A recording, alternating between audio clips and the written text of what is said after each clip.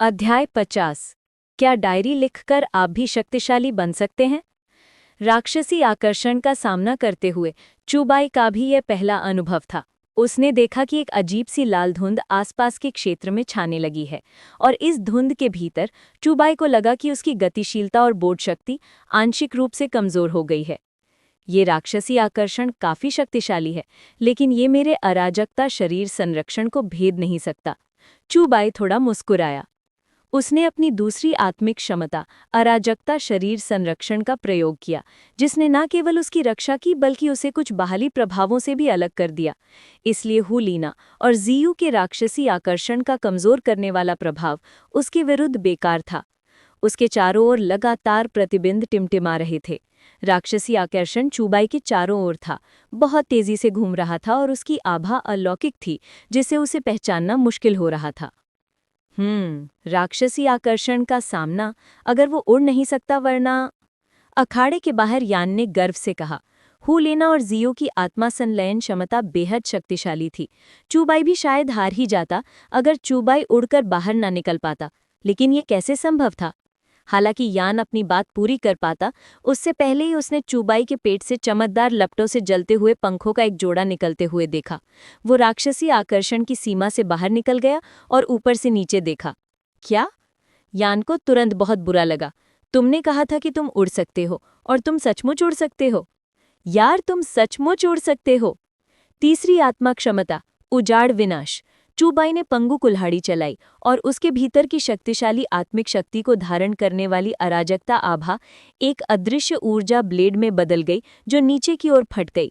असली लाल धुंध तुरंत बिखर गई और दो कुछ अस्त-व्यस्त आकृतियां उसे पीछे हट गईं। क्या? जियो की आंखें चौड़ी हो गईं। उसका और हुलीना का राक्षसी आकर्षण तो यूं ही टूट गया। मेरे सारे हमले क्षेत्र प्रभाव वाले हैं, इसलिए मुझे तुम पर कब्जा करने की जरूरत नहीं है। मुझे बस हमले के हार्डों का इस्तेमाल करके तुम्हें बाहर निकालना है। चूबाई ने अपने पंख चलाने वाले पंख वापस खींच लिए और धीरे धीरे नीचे उतरा। हम इससे कैसे लड़ सकते हैं? हम आत्मसमर्पण करते हैं, निंगरोंगरोंग ने झुंझलाकर कहा। 6 बनाम 1, और वे अभी भी पिट रहे थे। उस समय सभी थोड़े निराश थे। मुकाबला खत्म होने के बाद हुलीना और बाकी तीनों चले गए। उन्हें अभी साधना करनी थी। अब उनके लिए स्पिरिट किंग तक पहुंचने का सबसे अच्छा समय था।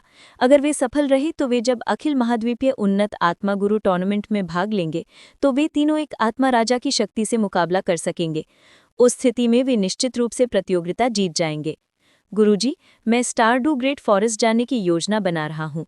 टू टाई बीबी डोंग और कियान रिंगशु के पास गया। उसने उनके आगमन को पहले ही देख लिया था।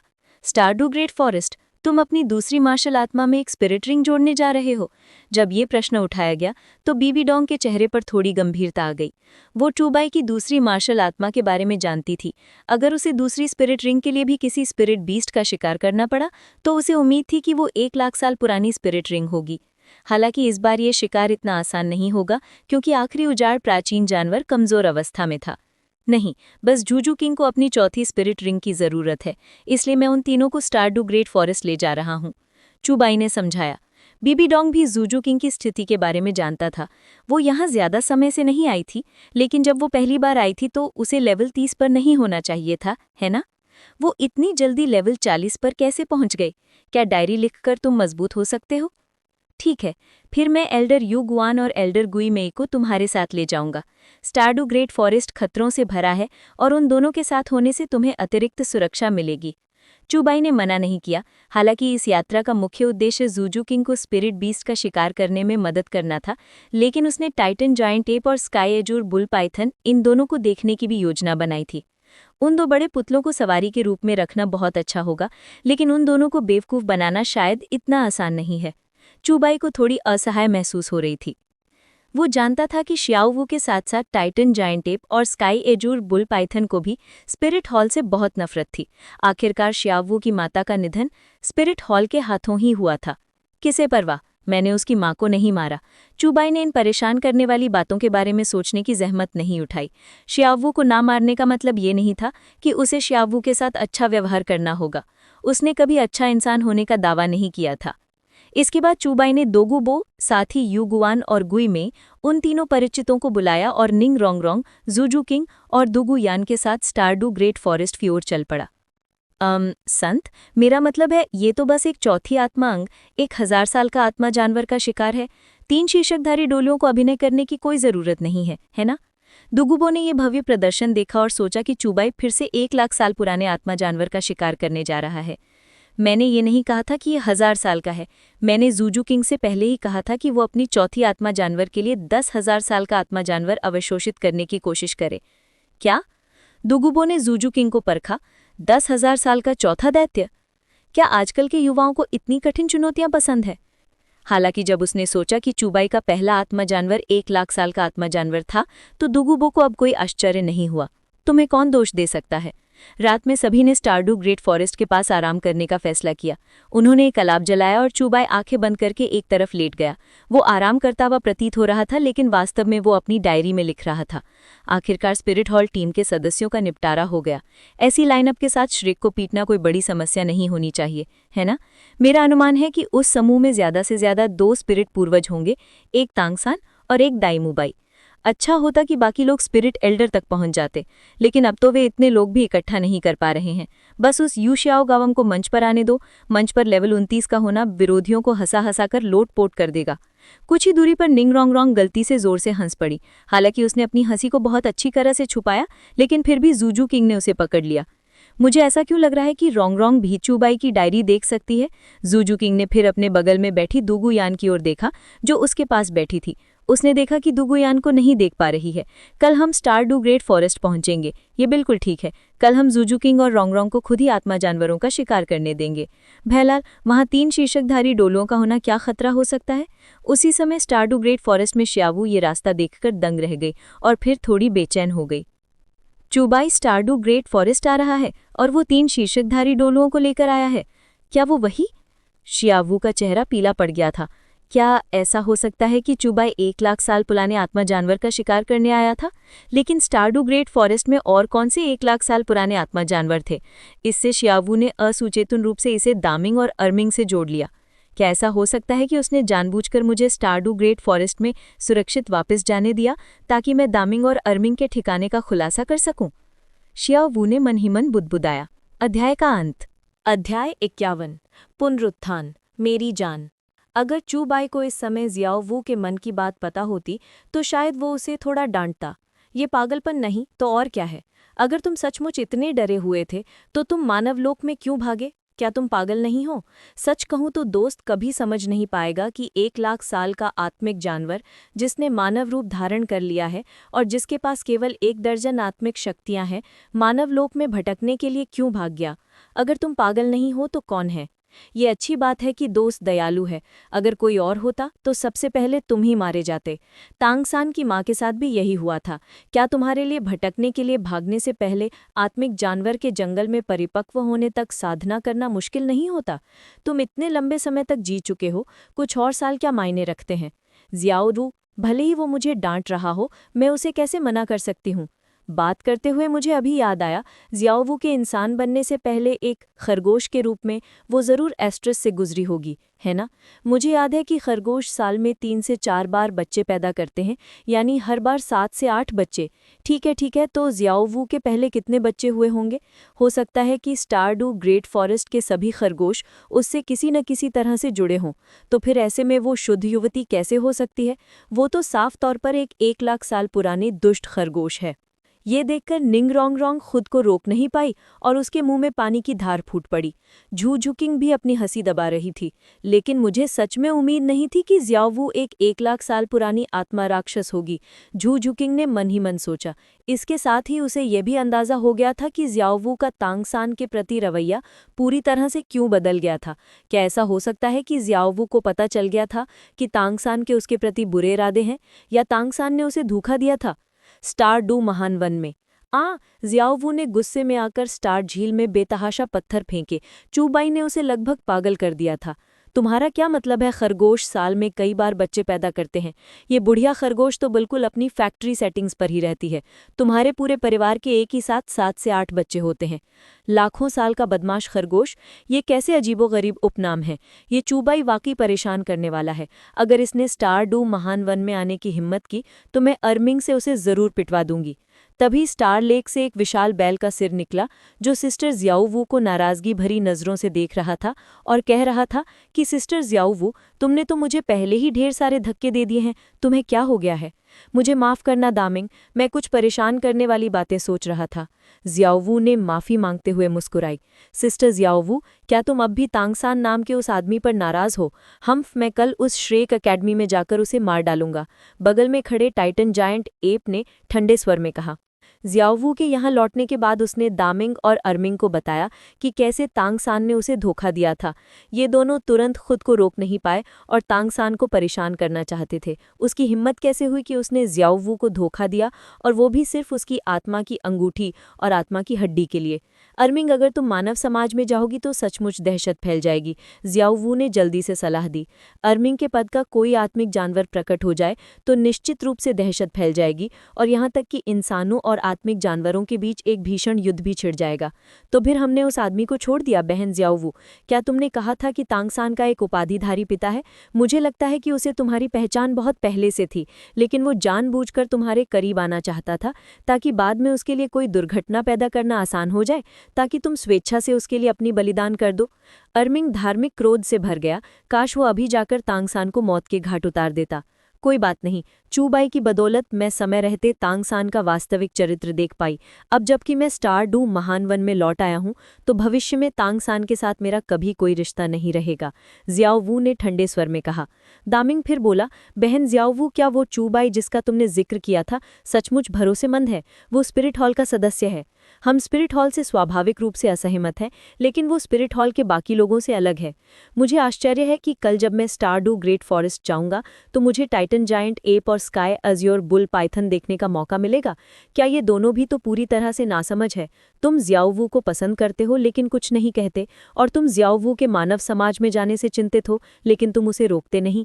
और क्या हुआ? जियाओवू ने तांगसान के लिए खुद को बलिदान कर दिया, और तुम दोनों ने भी तांगसान के लिए खुद को बलिदान कर दिया। हालांकि बाद में तुम पुनर्जीवित हो गई, फिर भी हजारों साल बाद तुम्हें तांगसान के बच्चे की देखभाल में मदद करने के लिए क्लियर स्काई सेक्ट जाना पड़ा। अरे हाँ, वही बच्चा जिसकी आत्मा छिन्न भिन्न हो गई थी। बड़े भाइयों, तुम दोनों तो 100,000 साल के आत्मिक जानवर हो, तुम नानी कैसे बन गए? वरना मैं ये क्यों कहूंगी कि तांगसान ने इन दोनों को आज्ञाकारी पोते पोतियों की तरह पाला पोसा था। जियाओवू निश्चित रूप से चपटी छाती और नासमझ है, अपने पूरे परिवार को इसमें घसीट रही है, और अंत में हजारों साल बाद वो खुद बीमारी से मर गई। मत बताओ, मैं असल में ये सुनना चाहती हूँ। वो क्या था? पुनर्जीवित। मेरे प्यारे, क्या गड़बड़ है? इस प्रेमग्रस्त दिमाग को ठीक करने की जरूरत है। बस स्टारडू ग्रेट फॉरेस्ट में रहो और साल में 3 बच्चे पैदा करो, हर बच्चे में 7 से 8 बच्चे। जियाओवू का चेहरा तुरंत काला पड़ गया। तुम्हारा दामिंग और अर्मिंग मुझे पसंद करते हैं? जियाओवू ने अविश्वास से दामिंग और अर्मिंग को देखा। अब तक उसने दामिंग और अर्मिंग को अपने छोटे भाइयों की तरह माना था, लेकिन अब पता चला कि तुम दोनों मुझे पाने की कोशिश कर रहे थे, और तुम दोनों भाई हो, फिर भी तुम दोनों मुझे पसंद करते हो। इसका क्या मतलब है? नहीं, मैंने हमेशा उन्हें परिवार की तरह माना है। जियाओवू ने सिर हिलाया, फिर आगे की बात देखी और जीवन पर शक करने लगी।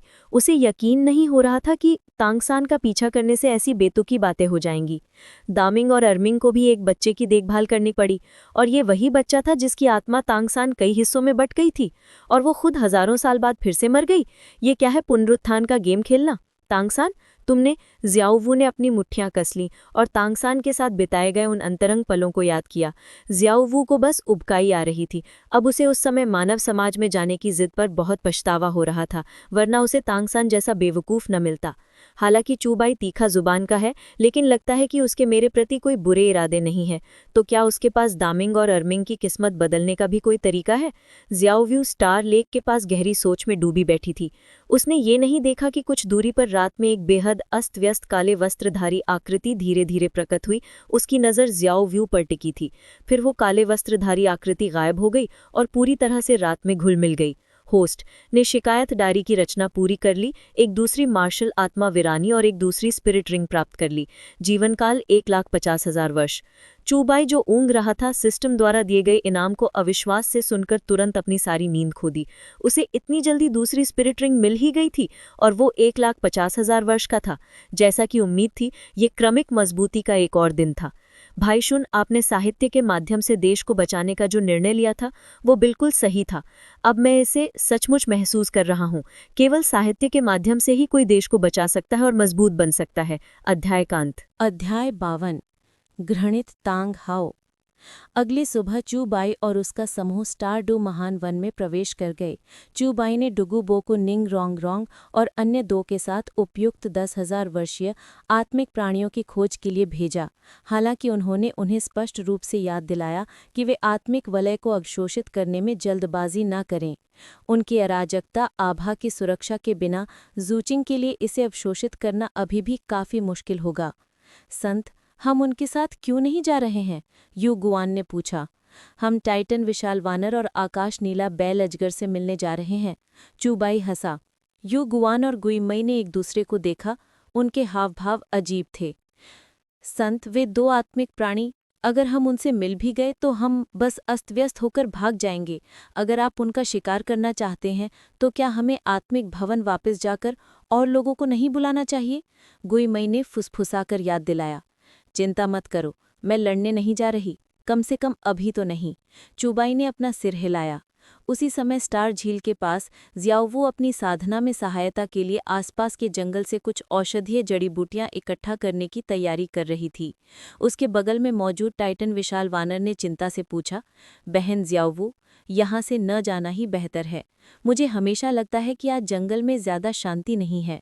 ठीक है, सिर्फ तुम्हारे यहाँ होने से ही हम तुम्हारी अच्छी तरह रक्षा कर सकते हैं। स्काई एज़्योर बुल पाइथन ने भी अपना सिर पानी से बाहर निकाला। कोई बात नहीं दामिंग, एरमिंग, मैं बस पास ही रहूंगी।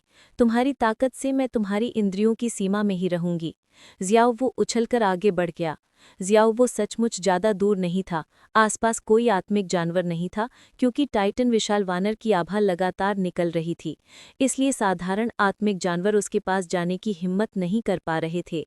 जैसे ही जियाओवू जड़ी बूटियां चुनने के लिए नीचे बैठी, अचानक एक काली आकृति प्रकट हुई। इससे पहले कि वो कुछ कर पाती, उस काली आकृति ने उसे जकड़ लिया। उस काली आकृति के बड़े हाथ ने जियाओवू के मुंह को कसकर ढक लिया और उसे ऊपर उठा लिया। आवाज मत करना, वरना मैं तुम्हें मार डालूंगा। एक धीमी आवाज सुनाई दी। जियाओवू फिर शांत हो गई। उसके सामने काले वस्त्र वाले आदमी को देखकर उसकी आंखें डर से भर गईं। वो स्पष्ट रूप से एक उपाधि प्राप्त डुलुओ था। मैं तुम्हें एक मौका देता हूँ, तांगसान के पास वापस जाओ। जियाओवू की आंखें चौड़ी हो गई। तांगसान का नाम सुनकर वो लगातार अपनी पतली टांगें हिला रही थी। काले वस्त्र वाले आदमी की जकड़ से आज़ाद होना चाहती थी। हालांकि ताकत में इतने बड़े अंतर के सामने चाहे उसने कितना भी संघर्ष किया हो, सब व्यर्थ था। अगर तुम मेरी बात नहीं मानोगी तो न सिर्फ मैं तुम्हें अभी बंदी बनाकर रखूंगी और जब तांगसान को तुम्हारी जरूरत होगी तब मार डालूंगी, बल्कि तुम्हारे दोनों आत्मिक पशु भाइयों को भी मार डालूंगी। तुम्हारे पास कोई चारा नहीं है। जियाओवू की आंखों में आंसू आ गई। वो कैसे अंदाजा नहीं लगा सकती थी कि उसके सामने खड़ा ये व्यक्ति कौन है। हो सकता है कि वो तांगसान के पिता तांग हाओ हों। जियाओवू ने बेतहाशा अपना सिर हिलाया। दामिंग और एरमिंग का ध्यान आकर्षित करने के लिए कुछ हलचल मचाना चाहती थी। अगर वो मर भी जाती तो भी वो तांगसान जैसे किसी के पास कभी नहीं लौटती। हालांकि मुझे नहीं पता कि तांगसान के प्रति तुम्हारा दृष्टिकोण अचानक इतना क्यों बदल गया है। ये स्पष्ट है कि तुम्हें तांगसान के खिलाफ बाहरी लोगों की मदद नहीं करनी चाहिए। तांगसान के पक्ष में लौटकर ही तुम भविष्य में तांगसान की साधना में मदद कर पाओगी, वरना मैं तुम्हें अभी और यहीं मार डालूंगी। अगर तुम्हारे दोनों आत्मिक पशु भाई मुझे मारना भी चाहें तो भी वे मुझे पकड़ नहीं पाएंगे। जैसे ही उसने कहा, तांगहाओ की आंख में एक तेज हत्या का इरादा दिखाई दिया। जियाओवू का चेहरा और भी पीला पड़ गया। उसकी गर्दन मानो तांगहाओ उसे तोड़ देगा। नहीं, जियाओवू को कुछ कहने में मुश्किल हुई। तांगहाओ का चेहरा ठंडा पड़ गया और उसकी बाह में ताकत और बढ़ गई। पहला आत्मा कौशल घास चरित्र तलवार कला। एक चमकदार तलवार की रोशनी आकाश में फैल गई और स्थान को चीरती हुई अपार शक्ति के साथ फूट पड़ी। इसने तांगहाओ की बाह पर जोर से प्रहार किया। तांगहाओ, जो शुरू में तैयार नहीं था, बच नहीं सका और तलवार की रोशनी से उसका हाथ फट गया। एक चौंकाने वाला दृश्य। जियाओवू भी इस क्षण आज़ाद हो गया, जमीन पर गिर पड़ा और हाँफने लगा।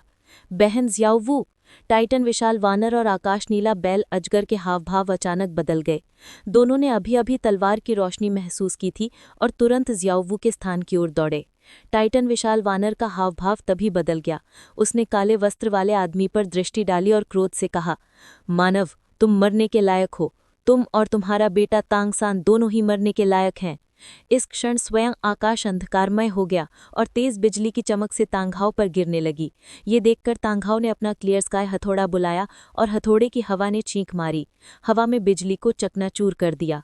चूंकि तुम तांगसान के दुश्मन बनना चाहते हो तो मैं तुम्हें मार ही सकता हूं और तांगसान की आत्मा की अंगूठी और हड्डी बना सकता हूं। भगवान के राज्य का वध करो। एक ठंडी हत्या का इरादा छा गया और तांघाव की आभा भी इस समय अपने चरम पर पहुंच गई। मानो अपने सामने खड़े इंसान की शक्ति को भांपते हुए टाइटन विशाल वानर ने चूबाई और शाओबू से कहा, तुम दोनों पीछे हट जाओ। उसने चूबाई की ओर देखा। मानव बहन शाओबू को बचाने के लिए धन्यवाद। मैंने अभी तुम्हें गलत समझा था। अब ये जगह हमारे लिए छोड़ दो। चूबाई पीछे की ओर बढ़ गया और क्रोधित दो विशाल आत्मिक प्राणियों को दिलचस्पी से देख रहा था। उसने आज बस घूमने की योजना बनाई थी, लेकिन अचानक उसका सामना तांगहाओ से हो गया। हालांकि उसने ये भी नहीं सोचा था कि तांगहाओ इतना नीच होगा। तुम ठीक हो? चूबाई ने पूछा। मैं ठीक हूँ। ज़ियाओवू ने अपना सिर हिलाया, लेकिन उसके चेहरे पर कुछ स्तब्धता थी। साफ था कि वो अभी अभी तांगहाओ के भयानक कत्ल के इरादे से डर गई थी। तांगसान और उसके पिता एक जैसे हैं। दोनों में से कोई भी अच्छा नहीं है। चूबाई थोड़ा मुस्कुराया और आसपास के लोगों से फुसफुसाया। मुझे आश्चर्य है कि तांगहाओ के पास टाइटन जायंट एप और स्काई एज़्योर बुल पाइथन के खिलाफ कितनी संभावना है। जैसे ही उसकी आवाज़ गिरी, सामने की लड़ाई शुरू हो चुकी थी। टाइटन जायंट एप दहाड़ा, उसके पूरे शरीर में विस्फोटक शक्ति फूट पड़ी और उसकी विशाल मुट्ठी तांगहाओ की ओर जोर से गिरी। अध्याय का अंत। अध्याय 53। समय की घड़ी। टाइटन विशाल वानर का सामना करते हुए टांगहाओ ने बिना किसी डर के दहाड़ते हुए अपने स्पष्ट आकाश हथौड़े से आकाश को भर देने वाली हथौड़े की हवा छोड़ी। हथौड़े की हवा सीटी बजाती हुई गुजरी, हवा में फट गई और टाइटन विशाल वानर की विशाल मुट्ठी से टकरा गई। एक तेज हवा का झोंका आसपास के इलाके में फैल गया और भयानक तूफान ने पास के जंगल को तहस नहस कर दिया। टांगहाओ की आकृति हवा में लटकी रही, जबकि नीचे आकाश नीला बैल अजगर और टाइटन विशाल वानर ने एक साथ हमला किया। टाइटन विशाल वानर के पैरों के नीचे जमीन से धधकता लावा फूट पड़ा और ऊंचे आकाश से बिजली कड़की। दहाड़ो। दो विशाल आत्मिक जानवरों का संयुक्त हमला भयानक था। स्वर्ग उड़ान। टांगहाओ दहाड़ा और साफ आसमानी हथौड़ा हवा के विपरीत दिशा में बढ़ता हुआ काली बिजली से लिपटे अपार शक्ति से ओतप्रोत एक विशाल हथौड़े में बदल गया और टाइटन विशालकाय वानर और आकाश नीला बैल अजगर के हमलों की ओर बढ़ गया। इस टांगहाओ में वाकई कमाल है। इतनी सारी चोटों के बावजूद वह टाइटन विशाल वानर और आकाश नीला बैल अजगर के साथ बारी बारी से लड़ सकता है। मैं कहता हूं, क्या तुम्हें अपने दोनों भाइयों की चिंता नहीं है? चूबाई ने सिस्टर सियाओवू की ओर देखा, जिनके चेहरे के भाव धीरे धीरे सामान्य हो रहे थे, और उत्सुकता से पूछा, मुझे चिंता हो रही है। अगर मैंने उनका पर्दाफाश नहीं किया होता तो शायद टांगहाओ उन्हें खोज नहीं पाते। सिस्टर सियाओवू ने आत्मधिक्कारते हुए कहा। क्या चरित्र है? चूबाई ने बेबसी से सिर हिलाया। वह टांगहाओ ज्यादा दिन नहीं टिकेगा। मैं असल में तुम्हारे दोनों भाइयों से मिलने आया था, लेकिन मुझे एक अप्रत्याशित आश्चर्य मिला। चूंकि ऐसा ही है तो चलो उसे अपंग बना देते हैं। आसमान से कभी कभी धीमी गड़गड़ाहट जैसी भयानक आवाजें निकलती थीं। टांगहाओ हर पल और भी मजबूत होता जा रहा था। उसका पूरा शरीर एक तेज रोशनी से भर गया। आह, तुम दोनों अब भी मेरे सामने बेजोड़ हो। सातवीं आत्मा शक्ति, मार्शल आत्मा सच्चा शरीर। साफ आसमानी नौ निरपेक्ष चरित्र कला तोड़ो। विशाल साफ आसमानी हथौड़ा अपार शक्ति से आकाश से उतरा। सचमुच भयानक हूँ। गुरुत्वाकर्षण नियंत्रण क्षेत्र, धीमापन क्षेत्र। आकाश नीला बैल अजगर और टाइटन विशाल वानर ने एक साथ अपने क्षेत्र सक्रिय कर दिए, जिससे टांगहाओ की गतिविधियां सीधे तौर पर प्रतिबंधित हो गईं। इसी क्षण चूबाई ने भी अपनी पांचवीं आत्मा वलय छोड़ी और बंजर क्षेत्र की शक्ति उसके चारों ओर फैलने लगी। पांचवीं आत्मा शक्ति, बंजर क्षेत्र। एक साथ तीन महान क्षेत्रों से घिरे टांगहाओ भी अपने हाव भाव में भारी परिवर्तन लाए बिना नहीं रह सके। उन्होंने महसूस किया कि उनके शरीर से जीवन शक्ति खत्म हो रही है और उनके हृदय में एक वेदनापूरी भावना उमड़ पड़ी। धिक्कार है बदमाश, तुम्हारे पास पहले से ही 1,00,000 साल की डोमेन स्पिरिट एबिलिटी है। मुझे आज ही तुम्हें मार डालना चाहिए। दहाड़ो। टांगहाओ के पैरों के नीचे सातवीं स्पिरिट रिंग अचानक फट गई। उसकी बढ़ती शक्ति ने उसे दो महान स्पिरिट बीस्ट के डोमेन को धीरे से तोड़ते हुए दिखाया। इसके अलावा टांगहाओ के छठे और पांचवें स्पिरिट रिंग भी उसके तुरंत बाद फट गए। 3 स्पिरिट रिंगों के एक साथ फटने से टांगहाओ के पीछे का विशाल टूल सोल ट्रू बॉडी शुद्ध सुनहरे प्रकाश से फूट पड़ा, जिसने स्लोनेस डोमेन और ग्रेविटी कंट्रोल डोमेन को तुरंत चकनाचूर कर दिया। टाइटन जायंट एप ने एक मुक्का मारा और धधकती ऊर्जा एक पेधी किरण में परिवर्तित हो गई। उसने कुछ भी नहीं रोका। यह टांगहाओ पर लक्षित एक पूर्ण शक्ति वाला प्रहार था। यह टांगहाओ वास्तव में इतना शक्तिशाली है कि उसने दामिंग और एर्मिंग के डोमेन को एक साथ चकनाचूर कर दिया। सिस्टर सियाओवू ने शौक में कहा, वह स्थायी शक्ति प्राप्त करने के लिए केवल रिंग विस्फोट पर निर्भर है। लगता है टांग हाओ ने मन बना लिया है कि अगर उसे आज फिर से गंभीर चोट भी लग गई तो भी वह मुझे यही मरवा देगा। चूबाई ने हल्की मुस्कान के साथ कहा, तो फिर तुम्हें जल्दी से यहाँ से चले जाना चाहिए। दामिंग और एरमिंग तुम्हारी पूरी तरह से रक्षा नहीं कर सकते। सिस्टर स्याओ वू ने चूबाई का हाथ खींचा, उसे जाने के लिए कहा। जाने की कोशिश कर रहे हो? टांग हाओ की आकृति भयानक रूप से चूबाई के ऊपर प्रकट हो गई। उनका क्लियर स्काई हैमर, जिसमें अनंत भयानक शक्ति थी, नीचे उतरा। दूर से आकाश नीला बैल अजगर अपनी पुतलियां चौड़ी कर रहा था, टांग हाओ को रोकने की बेहदासत कोशिश कर रहा था। टांग हाओ ने लगातार 3 स्पिरिट रिंगों का विस्फोट किया। उस क्षण विस्फोटक शक्ति ने 2 महान स्पिरिट बीस्ट की ऊर्जा को सीधे तोड़ दिया और उसने चूबाई और सिस्टर स्याओ वू के पास जाने की इस क्षणिक अवसर का लाभ उठाया। उसका लक्ष्य उन दोनों को मार डालना था। सिस्टर स्याओ वू, आकाश नीला बैल अजगर और टाइटन विशाल वानर घबराकर चिल्लाए। क्लियर स्काई हैमर के दबाव का सामना करते हुए सिस्टर स्याओ वू पूरी तरह से हिल नहीं पा रही थीं। जिन लोगों ने मेरे बेटे को चोट पहुंचाई है, तुम सबको। मैं टांग हाओ लगभग पागल हो गया था। इस प्रहार की शक्ति का सामना एक उपाधिधारी डूलू भी नहीं कर सकता था। रिंग विस्फोट के बाद प्राप्त अपार शक्ति ही दुश्मनों को हराने में टांग हाओ के लिए सबसे बड़ा आश्वासन था। यही कारण था कि 97 स्तर का टांग हाओ रिंग विस्फोट पर निर्भर था। राक्षस देवता जैसे प्रथम श्रेणी के देवता के आक्रमण में क्षणिक विचलन पैदा कर सकता था। चूबाई के भाव गंभीर थे और उसके भीतर से एक शक्तिशाली आभा भी उमड़ पड़ी। उसके पीछे काल की नदी प्रकट हुई, जिसमें एक भव्य मूर्ति थी जो स्वर्ग और पृथ्वी से भी ऊंची थी, दुनिया की सभी वस्तुओं से परे थी। इसी समय चूबाई के पैरों के नीचे 2 लाख साल पुराने आत्मिक छल्ले चुपचाप प्रकट हो गए। दूसरी आत्मा शक्ति, वर्षों की घंटी। अगले ही क्षण चूबाई के शरीर के भीतर से असंख्य रून खेल उठे। रून विकसित हुए और खिले, अंत में एक दाव घंटी का रूप ले लिया। काल की असीम शक्ति उसके पीछे काल की नदी से निकली और चूबाई के शरीर के चारों ओर पूरी तरह से साकार हो गई। इस क्षण चूबाई को ढकने वाली काल की शक्ति ने मानो उसके आकार को धुंधला कर दिया, वर्षों की नदी को घेर लिया। धमाका, एक हथौड़े का प्रहार हुआ, लेकिन उससे कोई खास शक्तिशाली उतार चढ़ाव नहीं हुआ, बल्कि टांग हाओ के भाव धीरे धीरे दृढ़ हो गए। आसपास का वातावरण तुरंत शांत हो गया, पूरी तरह से स्थिर हो गया। टांग हाओ विश्वास से देखता रहा कि उसका क्लियर स्काई हैमर कांप रहा था और अंत में उड़ गया। वह बार बार पीछे हटता रहा, अंत में हवा में ही रुक गया। उसकी आंखें क्रोध से फटी जा रही थी जब उसने आगे देखा चूबाई और सिस्टर स्याओ वू की ओर, जो दाव घंटी की सुरक्षा में सुरक्षित और स्वस्थ थे। यह कैसे संभव है? टांग हाओ हक्का बक्का रह गया। Sky is your bull Python और टाइटन जायंट एप भी हक्का बक्का रह गए। यह कैसी विधि है? यह बहुत भयानक है। उस क्षण वे चूबाई को देखने में असमर्थ प्रतीत हो रहे थे। समय की शक्ति ने उसे डुबो दिया था, उसे समय से परे कर दिया था, मानो वह अपने पीछे समय की नदी में विलीन हो गया हो। जैसे ही समय की शक्ति समाप्त हुई, चूबाई ने ठंडी मुस्कान के साथ कहा, टांग हाओ, क्या तुम्हारा बस हो गया? अब तुम्हें अपंग बनाने का समय है। उसके यह कहते ही यू गुआन और गुएमई की आकृतियां तुरंत बाहर निकल आईं और 2 परम स्थिर क्षेत्र हवा में फैल गए, जिसने टांग हाओ को घेर लिया। टाइटन विशाल वानर और आकाश नीला बैल अजगर दहाड़ने लगे और गुरुत्वाकर्षण नियंत्रण क्षेत्र और धीमापन क्षेत्र ने भी टांग हाओ को घेर लिया। तीनों महान क्षेत्रों के बहुस्तरीय नियंत्रण के साथ टांग हाओ अब हिल नहीं पा रहा था, बस असहाय होकर देख रहा था कि कैसे सभी ने उस पर एक संयुक्त हमला किया।